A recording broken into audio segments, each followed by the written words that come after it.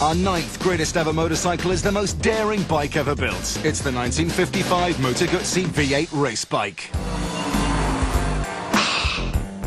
Moto Guzzi. The Guzzi is just an incredible machine. You know, it's multi-cylinder technology at a time when no one else was doing it. It seems like a crazy attempt to reach for the stars. It's just a perfect combination of genius and madness. So why is this bike so great? Well, it all comes down to the engine. The V8 was genius, but kind of genius and insanity mixed up in one. It was a huge leap forward. It was like, why carry on doing what we're doing now, producing single-cylinder machines? Let's just leap forward in one fell swoop, 20 years, and let's build a V8.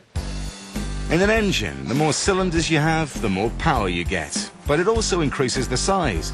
And a V8 is huge, which is why it was only ever put on cars. I like the most complicated possible way to do the simplest task. That always seems to intrigue me. And the Moto Guzzi V8 is the most complicated way to do the simplest task. To build a V8 small enough to fit on a bike, Moto Guzzi had to quarter the size of all the components.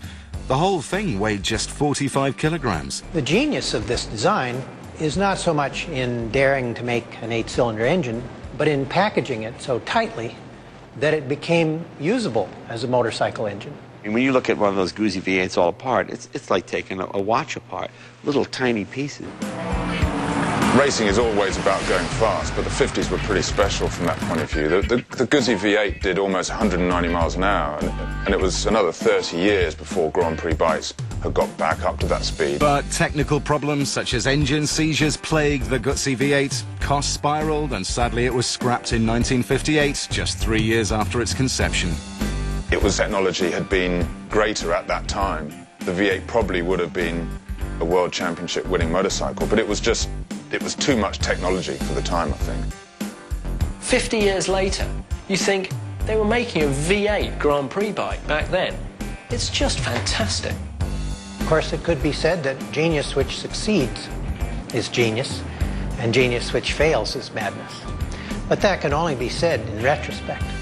Although the Guzzi V8 is the most audacious statement in racing, ultimately it was a failure, so it gets 9th place.